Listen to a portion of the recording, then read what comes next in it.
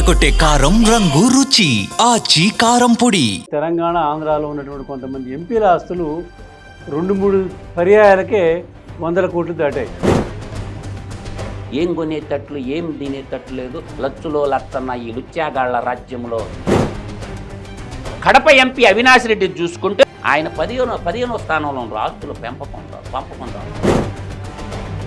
85 మంది బీజేపీ ఎంపీలు. వాళ్ళ యావరేజ్ ఎంత పెరిగిందో చెప్పనా? Average asset. వైఎస్ఆర్సీపీ ఎంపీల యావరేజ్ చూస్తే కళ్ళు పైర్లు గమ్మతాయి సార్.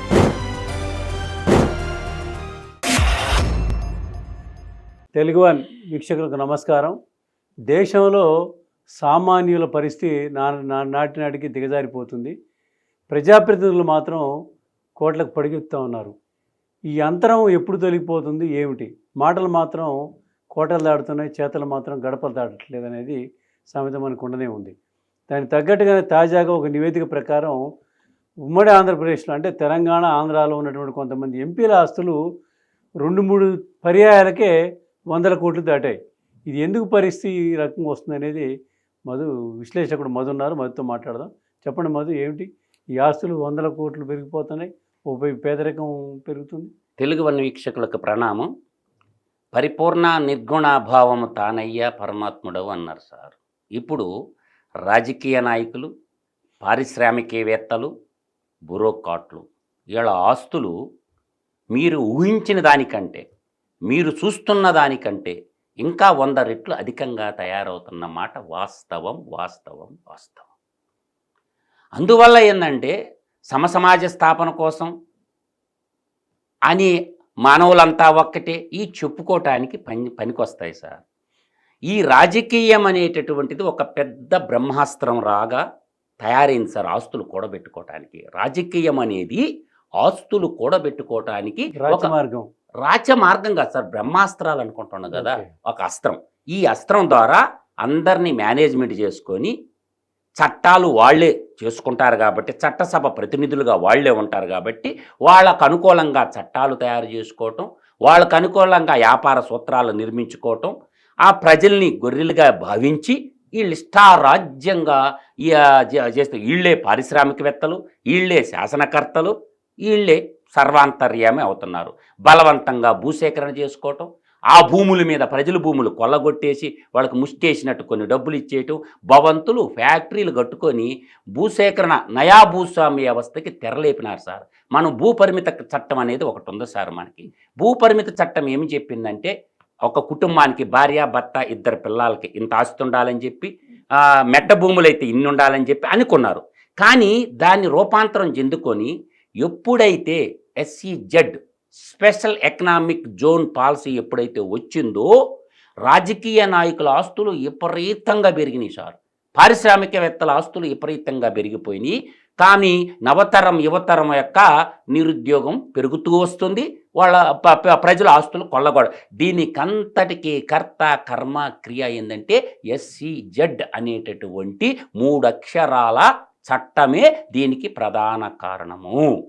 ఎవరైతే పారిశ్రామికవేత్తలకి భూములు కావాలో వాళ్ళకు భూములు కేటాయించి, పర్యావరణ పర్మిషన్లు కావాలంటే కేటాయించి, నదుల్లో నీళ్లు కేటాయించి, పవర్ కేటాయించి, వాళ్ళ దగ్గర నీకిది నాకిది అని కిక్ బ్యాక్స్ తీసుకొని భారతదేశ ప్రజల సంపదని నాకేయటమే కాకుండా, లాక్కోవటమే కాకుండా దేశ సార్వభౌమాధికారాన్ని తాకట్టు పెట్టేసి బ్యాంకుల్లో లోన్లు తెచ్చుకొని, అట్లా రాజకీయ నాయకులు పారిశ్రామికవేత్తలు పర్మిషన్లు కావాలంటే రాజకీయ పార్టీల మీద, ఆ ప్రభుత్వాల మీద ఆధారపడటం వల్ల నీకు ఇవ్వడం వల్ల నాకేంటి, దానికి తాత్కారణమే జగన్మోహన్ రెడ్డి యొక్క 11 CBI కేసులు, 9 ED కేసులు, 43,500 కోట్ల అవినీతి సామ్రాజ్య చిట్ట నాంపల్లి CBI కోర్టు.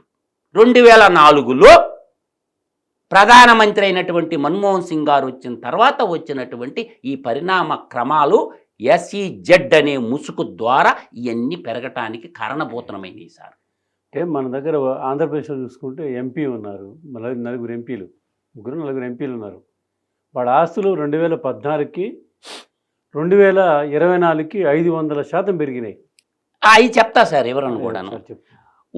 వైకాపాకు అంటే యువజన శ్రామిక రైతు పార్టీకి చెందిన ఇద్దరు ఎంపీల ఆస్తులు 10 ఏళ్లలో సగటున 10 సంవత్సరాల్లో సగటున 532% పెరిగినట్లు ఒక సంస్థ తన నివేదికలో చెప్పింది. అయితే ఇక్కడ మనం అర్థం చేసుకోవాల్సింది ఏంటంటే రాజంపేట ఎంపీ అయినటువంటి మిథున్ రెడ్డి ఆస్తి 550% పెరిగింది. తర్వాత కడప ఎంపీ వైఎస్ అవినాష్ రెడ్డి జగన్మోహన్ రెడ్డి యొక్క తమ్ముడు యొక్క ఆస్తి 474% పెరిగింది అని ఆ నివేదిక ఒక్కాణించింది. ఆ లింక్ కావాలని చెప్తా. భారతదేశములో అందరి ఎంపీల ఆస్తులు ఏ విధంగా పెరిగిందని చెప్పేసి ఒక 25 సంవత్సరాల చరిత్ర గలటువంటి ఒక సంస్థ నివేదిక లింక్ కూడా నేను మన వీడియోలో కింద పెడతాం సార్, చెక్ చేసుకోండి. మీ స్థానిక ఎంపీల యొక్క ఆస్తులు ఏ విధంగా పెరిగినాయో మొత్తం డేటా ఉంది. 2014, 19, 24 ఎన్నికల్లో ఈ ఎన్నికలైనటువంటి వాళ్ళల్లో 102 మంది అఫిడవిట్లు మొత్తం విశ్లేషించారు. ఆ అఫిడవిట్లు విశ్లేషించిన తర్వాత మొత్తం పార్టీ పరంగా కూడా ఇచ్చారు సార్ వాళ్ళు. ఈ మొట్టమొదట అత్యధిక ఆస్తులు పెరిగింది జార్ఖండ్ ముక్తి మోర్చా ప్రాంతీయ పార్టీలోనే ఉంటుంది సార్, జాతీయ పార్టీలో కాదు వీళ్ళు. తర్వాత వైకాపా 2వ స్థానం, అది మొదట స్థానం, వైకాపా 2వ స్థానం.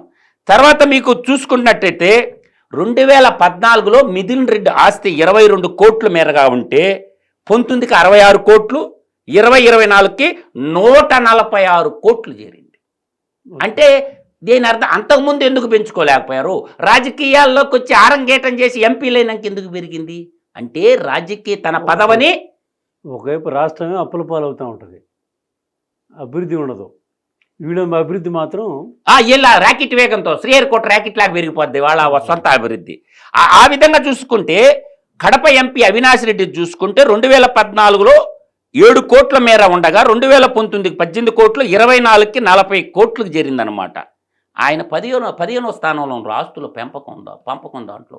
రెండోది ఇక్కడ సమస్య బాగా చూడాలి సార్ మనం.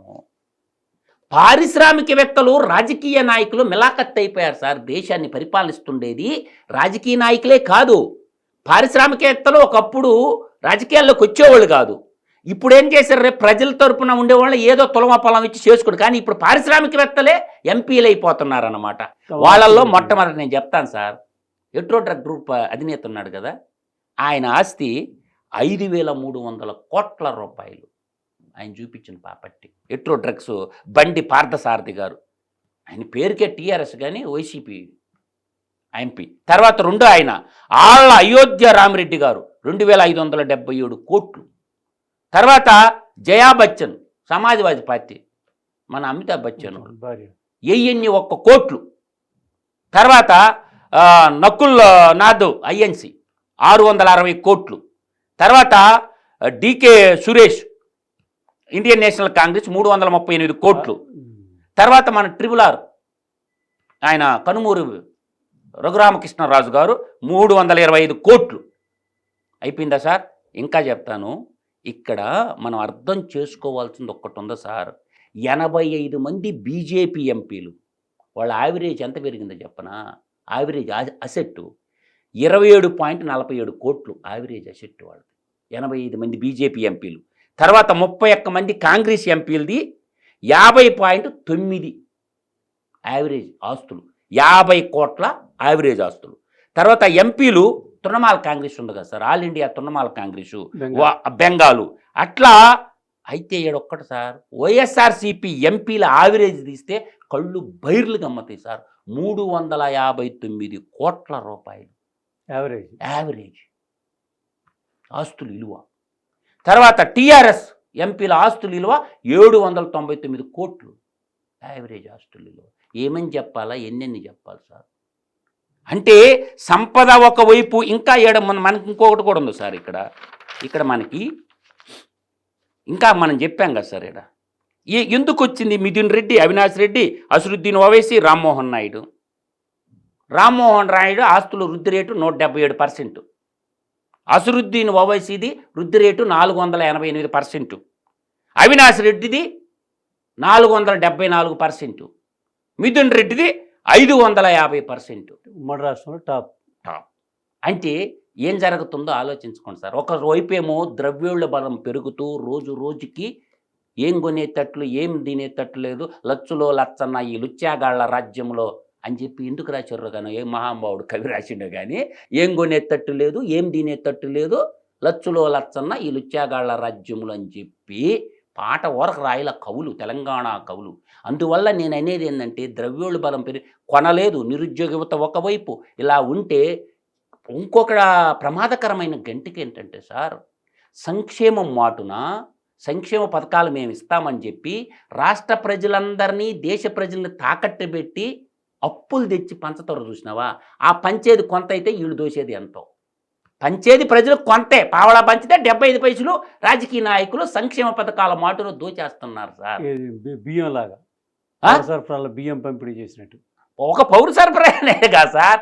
ఎలక్ట్రికల్ ట్రాన్స్ఫార్మర్లు 72,000కి 75,000కు దొరకతుంటే ప్రైవేట్ వాళ్ళు కొనరు. రాజకీయ నాయకుల కంపెనీల్లో ఆ కెపాసిటీ ఉండే ట్రాన్స్ఫార్మర్లు ఎంత కొనరు ఎలక్ట్రికల్ గూడ్స్. ఇప్పుడు అరబిందో కానీ ఎట్రో పార్సాదరెడ్డి పార్లమెంటేరియన్ కదా సార్, ఆయన కంపెనీలో ట్రాన్స్ఫార్మర్లు ఉన్నాయి కదా సార్, ఎలక్ట్రికల్ గూడ్స్ నిత్యం కొంటాడు కదా సార్. ఆ లిస్టు బయట పెట్టమనండి, ప్రభుత్వం కొన్న లిస్టు బయట పెట్టండి, తేట తెల్లమైపోద్ది సార్. 100% ప్రైస్ డిఫరెంట్ ఉంది సార్. ఎవరు చూడలేదని అనుకుంటారు సార్. అంటే బ్యూరోక్రాట్లతో చేతులు కలిపేసి ఇష్టారాజ్యంగా ధరలు పెంచేసి నీకింత నాకింత. మన దీపక్ రెడ్డి ఎమ్మెల్సీ గారు అన్నమాట వాస్తవం కాదు సార్. 1000 కోట్లు కట్నం ఇస్తానడంట ఒక IAS అధికారి తన కూతురికి. 1000 కోట్లు కట్నం ఇస్తానడంట. ఇంకొక IAS అధికారిని అయితే నేను 1000 కోట్ల అల్లుడిని ఎతకుతుందంట. అంటే వీళ్ళు జీతం డబ్బుల కోసం రాల IASలు అయ్యింది. ప్రజల సంపదను దోచుకొని ఒకడేవో 1000 కోట్ల అల్లుడు కావాలి, ఒక మహిళా IAS అధికారికేవో వాళ్ళ కూతురికి 1000 కోట్ల అల్లుడిని ఆమె ఎతకుతా ఉంది. ఒరే నాయన, ఈ దేశాన్ని బ్రిటిష్ వాళ్ళనే అనిపిస్తుంది సార్ ఇలా చూస్తుంటేను. అందువల్ల ఏంటంటే ప్రజలు కూడా ఆలోచన చేయాలి సార్. ప్రజలనేమో మతమౌఢ్యం సైడు కులతత్వం వైపు నింపేసి వర్గ వైషమ్యాలు పెంపెచ్చేసి జాతి భవిష్యత్తు చిన్న చిన్న తాయిలాలు వాళ్ళకేమో ఉచిత పథకాలు అనుచితం కాదని మా లాంటి వాళ్ళని చెప్తాం, సంక్షేమం ఎప్పుడు సంక్షోభం అని చెప్తుంటాం. వాళ్ళకేమో పప్పులు బెల్లాలు, బెల్లం అల్లం అట్లాగా ఇచ్చే పప్పులు బెల్లాల పథకాలు ఏం ప్రజలకి 1000 కోట్ల రూపాయలు వీళ్ళకి. అందువల్ల ఇక్కడ దాపెట్టుకోకుండా ఈ మధ్య కొత్త పంట వచ్చింది సార్.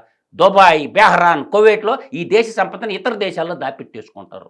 రాజకీయాలు అయిపోయిన తర్వాత జంప్ అయిపోతారు. మాకు ఈ పౌరసత్వం వద్దు, ఈ భారతదేశం వద్దని దేశం సరిహద్దులు దాటి వెళ్ళిపోతున్నారు. మంది పౌరసత్వం వదులుకొని పోతా ఉన్నారు. ఎట్లా ఇక్కడ దోచిన సంపద ఈ దేశంలో పెట్టకుండా. ఒక రకంగా చెప్పాలంటే నేను మెచ్చుకుంటా సార్. భారతదేశాన్ని మొగలాయిలు కొల్లగొట్టినా ఈ దేశంలోనే పెట్టారు, ఇతర దేశాలు తెరలించాల. ముస్లిం రాజులైతే మన వాళ్ళు మన ప్రభువులు స్వతంత్రంలో ఇక్కడ కొల్లగొట్టి ఈ సంపదని దేశ సరిహద్దులు దాటించి ఇక్కడ ఈ దేశాన్ని వదిలేసి ఇతర దేశాల్లో సెటిల్ అయిపోతున్నారు సార్.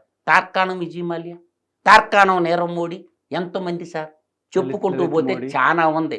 నరేంద్ర మోడీ, నీరవ్ మోడీ, తర్వాత మన వాడు కింగ్ పిస్ రాజనేత విజయ్ మాల్యా. ఇట్లా భవిష్యత్తులో జగన్మోహన్ రెడ్డి కూడా తేడా జరిగిందంటే జెండాపైకి ఎక్కరాజు. అందువల్ల ఏంటంటే దేశ ప్రజలారా మేల్కొనండి. మా కంఠ శ్వాస అంతా ఏంటంటే ప్రజల్ని మేల్కొనండి. కులతత్వం మత వైపు కాకుండా దేశంలో ఏం జరుగుతుందో తెలుసుకోమని నేను చెప్తున్నా సార్.